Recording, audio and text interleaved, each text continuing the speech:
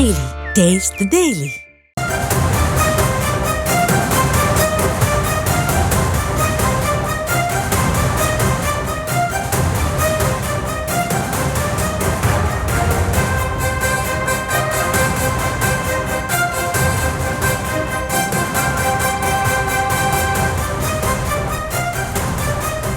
அண்ணா பல்கலைக்கழக விவகாரத்தை அரசியலாக்குவது ஏன் என பாமகவுக்கு நீதிபதி கேள்வி எழுப்பியிருக்கிறார். பாமக போராட்டத்தை அனுமதிக்க முடியாது எனவும் தெரிவிக்கப்பட்டிருக்கிறது. இது குறித்த அண்மை செய்தியை பார்த்து வருகிறோம். பெண்கள் பாதுகாப்பில் உண்மையான கவனம் செலுத்துங்கள் என பாமகவுக்கு நீதிபதி அறிவுரை வழங்கியிருப்பதாகவும் ஒரு தகவல் வெளியாகியிருக்கிறது. அண்ணா பல்கலைக்கழக மாணவி பாலியல் வன்கொடுமை செய்யப்பட்ட வழக்கில் போராட்டம் நடத்த முயன்ற பாமகவினர் கைது செய்யப்பட்டிருக்கும் நிலையில் நீதிபதி இந்த கேள்விகளை முன்வைத்திருக்கிறார். விவரங்களை செய்தியாளர் ராஜேஷ் வழங்க கேட்கலாம். ராஜேஷ், வணக்கம். முழு விவரங்கள். வணக்கம். தற்போது சென்னை உயர்நீதிமன்றத்தில் பாமக சார்பில் முறையீடு செய்யப்பட்டது. பாமக போராட்டத்திற்கு அனுமதிக்க உத்தரவிட முடியாது என நீதிமன்றம் மறுப்பு தெரிவித்திருக்கிறது. அண்ணா பல்கலைக்கழகத்தில் பயிலக்கூடிய மாணவி வன்கொடுமைக்கு ஆளாக்கப்பட்ட சம்பவம் நாடு முழுவதும் ஒரு பெரும் பரபரப்பை ஏற்படுத்தியது. ஒரு முக்கியமான பல்கலைக்கழகத்தில் இது போன்ற ஒரு சம்பவம் நடைபெற்றிருக்கிறது என இது மாணவர்கள் சமுதாயத்தில் மட்டுமில்லாமல் ஒட்டுமொத்தமாக எதிர்க்கட்சிகளும் மிகப்பெரிய அளவில் போராட்டத்தில் குதித்திருக்கின்றன.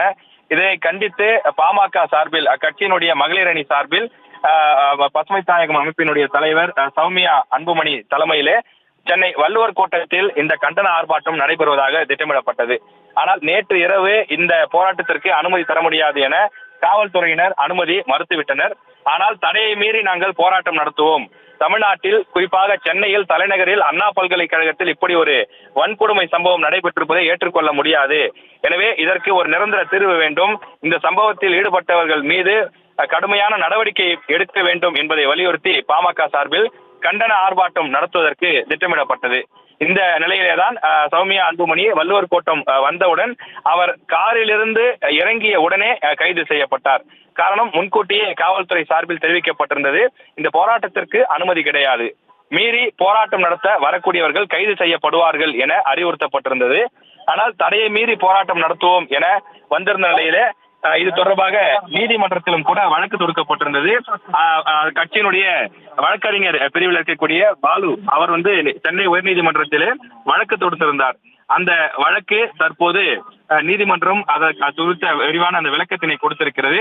பாட்டாளி மக்கள் கட்சி சார்பில் நடைபெறக்கூடிய அந்த போராட்டத்திற்கு அனுமதி வழங்க வேண்டும் என முறையீடு செய்யப்பட்ட நிலையில் இந்த விவகாரத்திற்கு ஏற்கனவே அதிமுக, நாம் தமிழர், பாஜக உள்ளிட்ட மாணவர் இயக்கங்களும் கூட ஆர்ப்பாட்டம் நடத்தினார்கள். இந்த ஆர்ப்பாட்டங்கள் அனைத்திற்கும் சென்னை காவல்துறையிலிருந்து அனுமதி மறுக்கப்பட்டது எனவும் பின்னர் தடையை மீறி ஆர்ப்பாட்டம் செய்யும் நபர்கள் கைது செய்து அவர்கள் மீது வழக்கு பதிவு செய்து மாலையில் போலீசார் விடுவித்தனர் என்றும் குறிப்பிடப்பட்டிருக்கிறது. ஆனால் காவல்துறையினர் வழக்கம் போல அனுமதி வழங்காமல் மறுத்து வருவதாகவும் பாமக சார்பில் முறையீடு வைக்கப்பட்டது.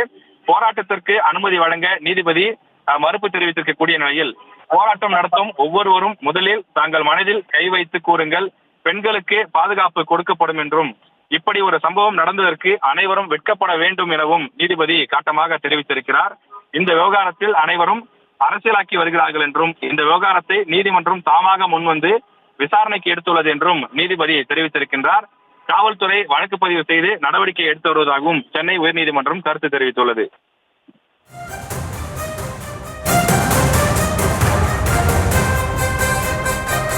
விவரங்களுக்கு நன்றி ராஜேஷ்.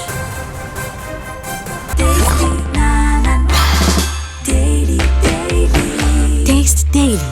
Taste the Daily.